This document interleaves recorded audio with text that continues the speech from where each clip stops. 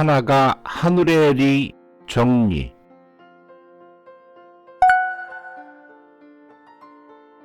행복의 근원.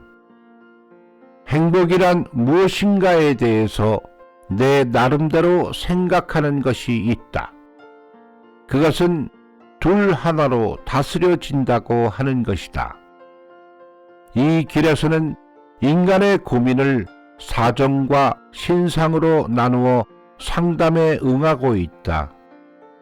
사정이라는 것은 인간관계의 갈등이다. 안으로는 남편과 아내, 부모와 자식, 며느리와 시어머니 간의 갈등이며 밖으로는 상사와 부하, 직장 동료, 이웃과의 갈등으로 인한 고민도 상당히 많다.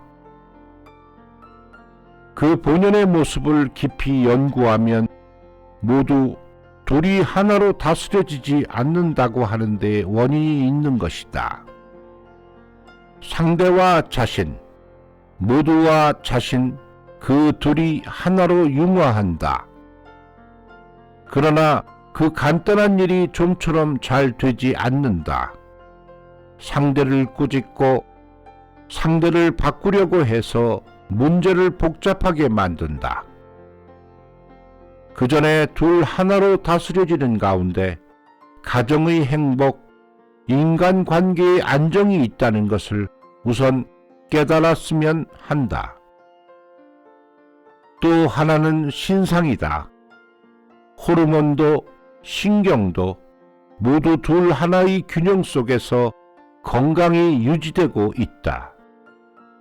호르몬은 아드레날린과 세로토닌, 갑상선 호르몬과 부갑상선 호르몬, 신경은 교감신경과 부교감신경 등 그 외에도 여러 가지가 있겠지만 이 둘 하나의 균형이 무너지는 것이 고혈압증, 천식, 위궤양, 당뇨병, 관절 류머티즘 등 실로 많은 질병의 원인이 된다고 한다. 각각의 호르몬, 신경에는 흥분시키는 활동과 진정시키는 활동이 있다. 막상 활동을 할 때는 혈당치가 오르고 혈압도 오른다. 소화기 등 내장의 활동은 약해지고 반대로 심장이나 폐의 활동이 강해진다. 모두 인간이 활발하게 활동하기 쉽도록 변화하는 것이다. 그러나 균형이 무너지면 활동이 끝나더라도 혈당치도 혈압도 오른 상태로 있게 된다. 심장도 고동도 좀처럼 잦아들지 않는다. 그것이 당뇨병, 고혈압, 신장, 신경증 등의 원인이 된다. 왜 혈당치도 혈압도 내리지 않을까? 그것은 몸은 쉬어도 마음이 쉬지 않기 때문이다. 조바심이 난다. 흥분 상태가 가라앉지 않는다. 그래서 혈당치도 혈압도 내리지 않는다. 그것이 질병의 근원이 된다. 질병의 근본은 마음이라고 하는 것이다. 둘 하나는 정성스러운 마음에서 아무리 해도 둘 하나가 되지 않는다. 그래서 모두 고생하는 것이다. 이 고생을 어떻게 하면 해결할 수 있을까? 그럴 때는 정성 하나, 둘 하나, 순서 하나, 나타나는 이 네 가지 하늘의 리를 상기하여 하늘의 리의 차원을 하나 거슬러 올라가 앞 차원의 하늘의 리에 따르는 노력을 하는 것이 중요하다고 하겠다. 즉, 둘 하나가 하늘이라고 가르쳐 주신 그 앞의 정성 하나가 하늘의 리를 마음에 새기고 걷는 것이다. 하서에 자유자재란 리는 어디에 있다고 생각 말라. 오직 각자 정신 하나의 리에 있다. 정성 하나가 하늘의 리 라고 일러주셨다. 둘 하나의 신님의 수호를 받기 위해서는 자신이 정성스러운 마음이 되어야 한다. 정성스러운 마음은 그리 쉽게 만들어지는 것이 아니다. 그렇기 때문에 교주님께서 모보내기를 마지막 비장의 카드로서 남겨주신 것이다. 전 진주님께서는 유달 제4호에서 정성이란 말하기는 쉬우나 행하기는 어렵다. 그러나 이 어려운 정성의 길도 교주님의 모본을 따르기만 하면 능히 걸어갈 수 있으니 참으로 고마운 일이 아닐 수 없다. 라고 말씀하셨다. 교조 모본 50년의 길을 돌이켜 생각하면 어떤 가운데를 걷더라도 감사하다, 황송하다라는 마음이 자연히 나올 것이다. 나는 내가 먹을 것, 입을 것은 사지 않는다. 누군가와 함께라면 식당에도 들어가지만 혼자일 때 등 나를 위해서는 서서 먹는 메밀국수 한 그릇조차 먹지 않고 셔츠 한 장 사지 않겠다고 마음먹은 지도 벌써 30여 년이 된다. 이런 것을 자랑할 생각은 털끝만큼도 없지만 교주님의 노고를 생각하면 자연히 사고 싶다는 마음이 열버지고 만다.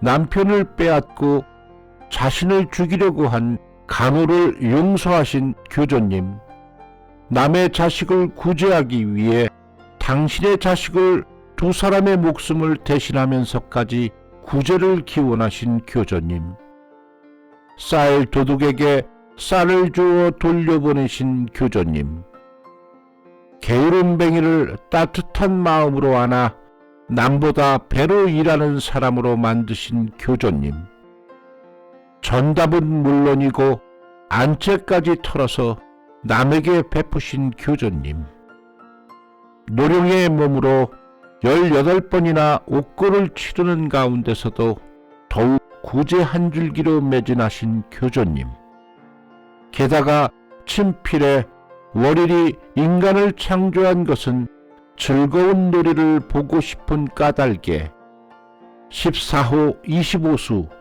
25수라며 세상에 처음으로 즐거운 삶이라는 밝은 삶을 알리셨다. 정성스러운 마음은 입으로는 간단하지만 실행이 어렵다. 마지막에는 교조 모본의 길을 돌이켜 생각한다. 그것밖에 없는 것이 아닐까. 겉과 속. 만사에는 겉과 속이 있다. 이 세상도 겉과 속으로 이루어져 있다.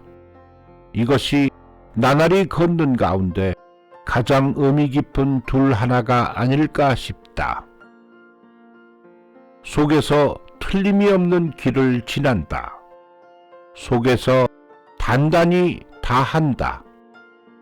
속에서 틀림없이 단단히 하고 있으면 겉은 자연히 안심할 수 있게 된다. 아무도 없는 곳에서 무엇을 하고 있는가?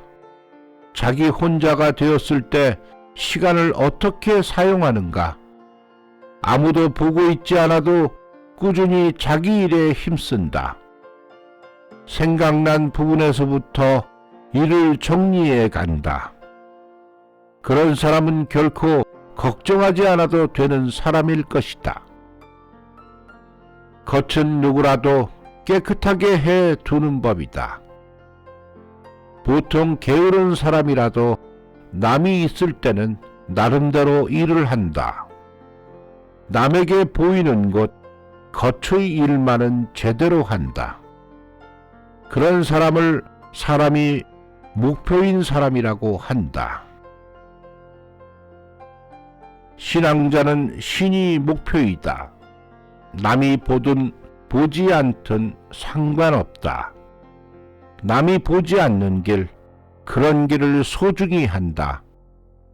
그런 가운데 천연자연으로 나타나는 수호를 즐긴다. 그것이 신이 목표인 신앙, 우리들의 신앙이라고 할 수 있을 것이다.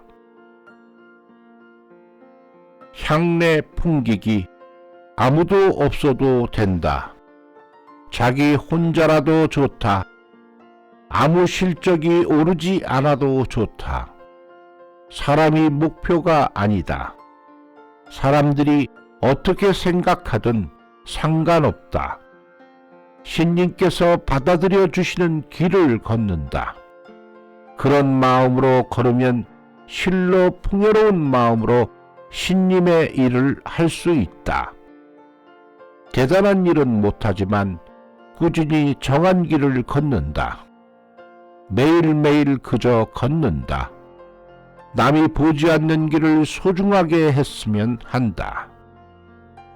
대교회의 일, 호토쿠 분교의 일, 강사제와 산하교회 월차제, 신자의 구제 등에 가면 아침에 일어나서 잘 때까지 내 시간은 거의 없다. 그래서 이 책을 쓰는 것은 동트기 전인 오전 3시 30분 무렵부터 2시간 정도이다.